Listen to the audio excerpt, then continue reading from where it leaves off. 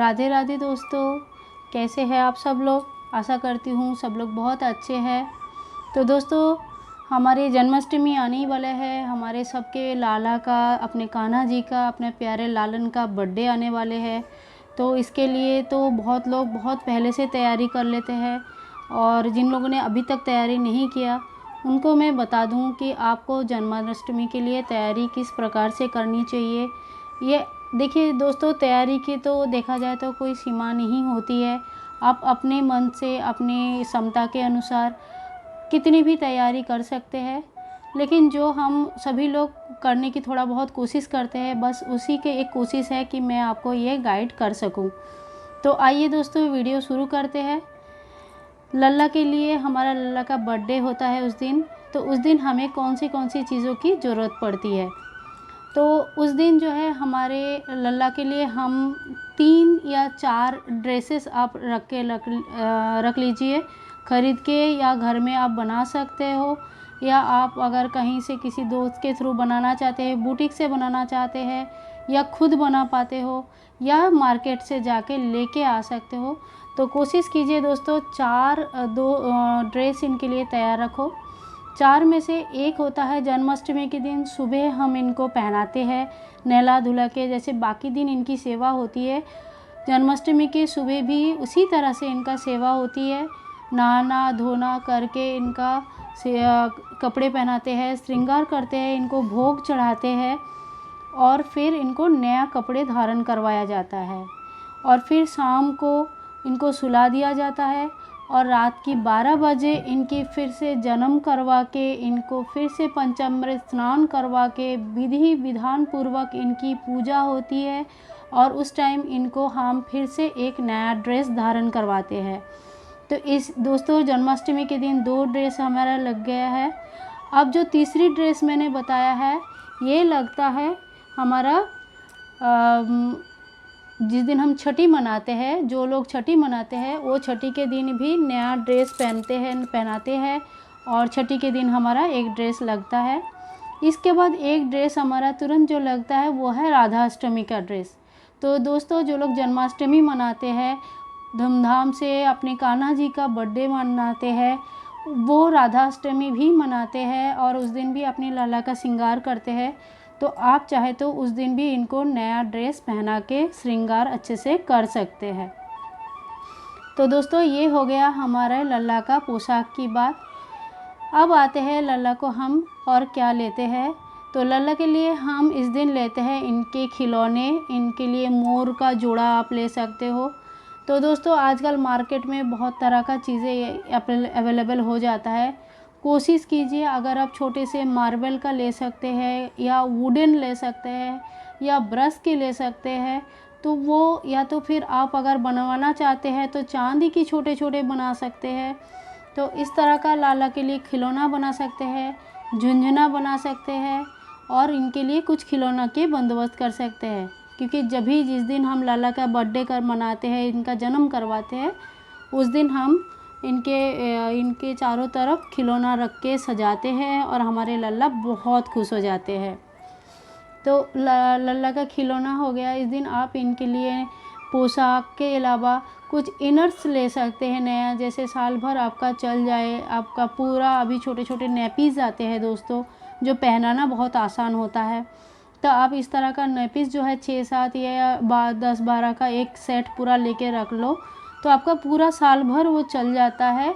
और अगले साल जब इनकी नया बर्थडे जब इनके बर्थडे सेलिब्रेशन होगा, जन्माष्टमी फिर आएगी, तो फिर आप इनके लिए नया एक सेट ले सकते हैं दोस्तों। तो इनर्स इस टाइम पे इनके लिए हम ले सकते हैं। इनके अलावा इनके लिए हमको ज्वेलरी लेना है दोस्तों। इनके हाथों की कंगन लेनी है। ज्वेलरी चाहे तो आप एक ही सेट ले सकते हो। अगर आपको लगेगा कि ड्रेस के साथ मैचिंग करके अलग से इनको पहनाना है, तो आप अपनी स्थिति अनुसार ही आपका जैसे भी आप बना सकते हो या ख़रीद सकते हो, तो आप उस हिसाब से इनकी ज्वेलरी का भी सेट बना लो। ज्वेलरी जैसे कंगन लेना है, एक छोटी माला लेना है, एक बड़ी माला लेना है, पायल ले सकते हैं, कमरबंद ले सकते हैं, कान के ईयरिंग्स ले सकते हैं, आप इनको लगाने के लिए तिलक ले सकते हैं, और इनको कुमकुम ले सकते हैं इनको श्रृंगार करने के लिए। और इनके लिए पगड़ी ले सकते हैं। पग आप खुद भी घर पे बना सकते हैं या कपड़े से पग बांध भी सकते हैं या ड्रेस के साथ मैचिंग करके पगड़ी ले सकते हैं। तो दोस्तों ये हो गया इनके श्रृंगार। तो लल्ला को श्रृंगार पोशाक उनके जन्माष्टमी के दिन तैयार रखना चाहिए। इसके अलावा इनके लिए हमें जो कुछ चीज़ें कुछ भोग में लगाना होता है।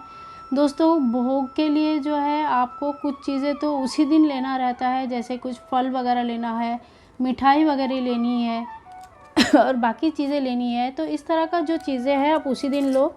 लेकिन कुछ चीज़ें हैं जो जैसे नमकीन वगैरह आप घर में बना के पहले 1-2 दिन पहले से ही नमकीन वगैरह ये सब बना के रख सकते हो, जो आप उस दिन कान्हा जी को भोग में चढ़ा सकते हैं। तो दोस्तों भोग के लिए तो 56 भोग बनाते हैं बहुत लोग क्या करते हैं उस दिन फल का भोग लगाते हैं और हल्का फुल्का भोग लगाते हैं, क्योंकि हमारा लल्ला का उसी दिन जन्म हुआ है। लल्ला बहुत छोटा है, लल्ला का उसी दिन जन्म हुआ तो ज़्यादा कुछ भोग नहीं लगाते हैं। तो आप ऐसा कर सकते हैं कि उस दिन आपने थोड़ा बहुत जो भी फलों का भोग, मिठाई का भोग, माखन मिश्री का भोग लगा सकते हैं। और बाकी नंदोत्सव के दिन, उसके अगले दिन जो दही हांडी होती है, नंदोत्सव होते हैं, उस दिन आप 56 भोग का भोग लगा सकते हो या छठी के दिन आप 56 भोग का भोग लगा सकते हैं।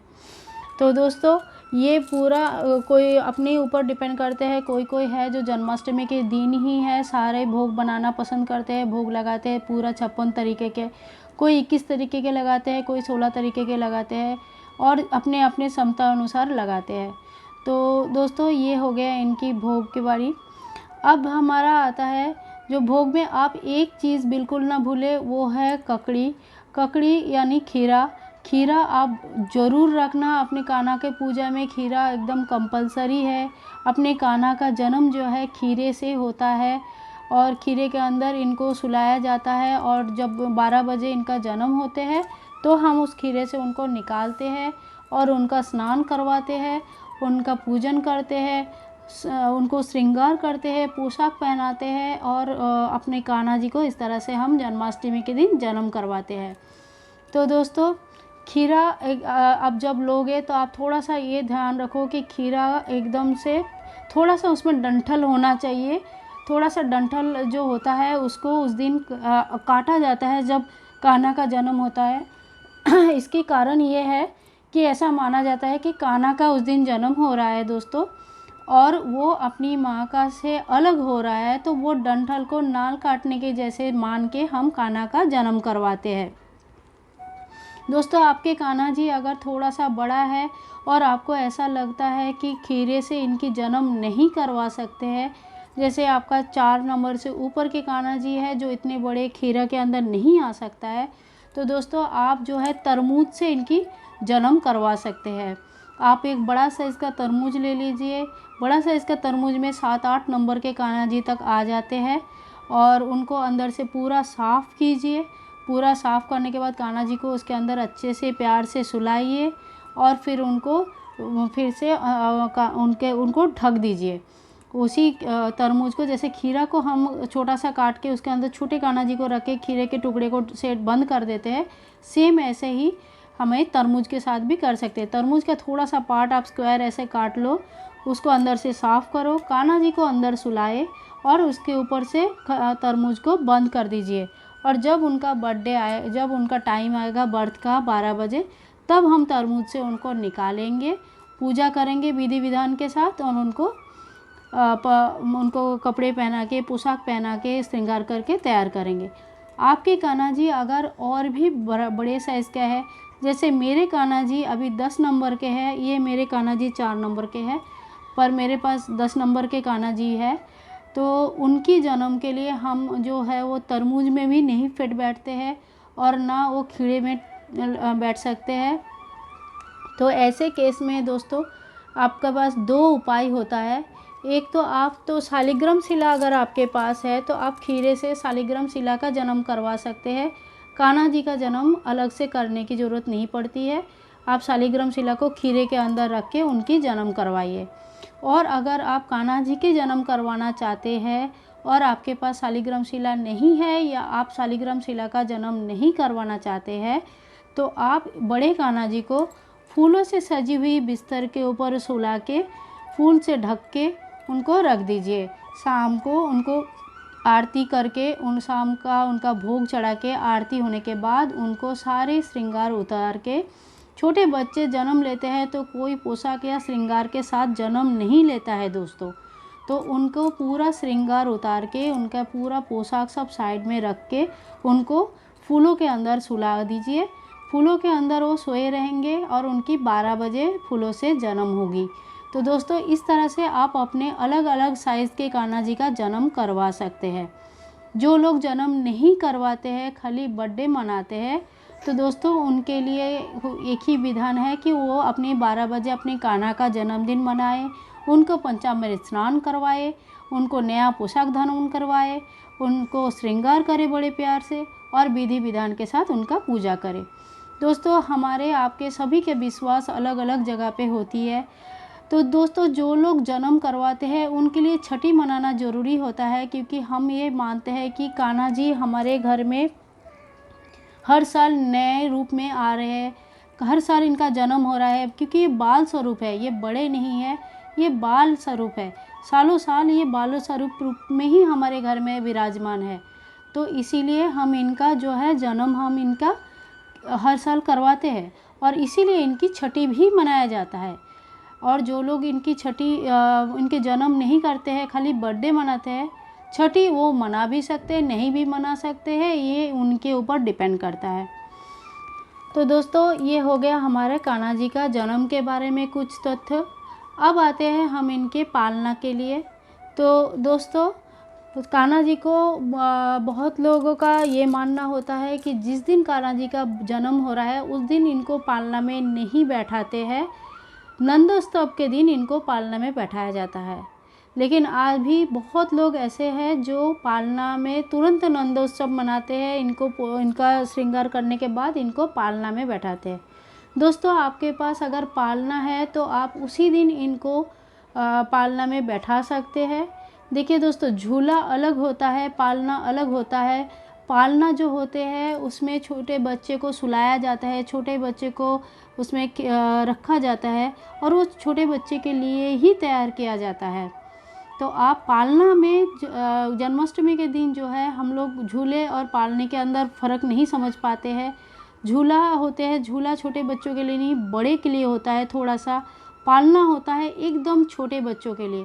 तो आपके पास अगर पालना है तो आप पालने में बैठाइए।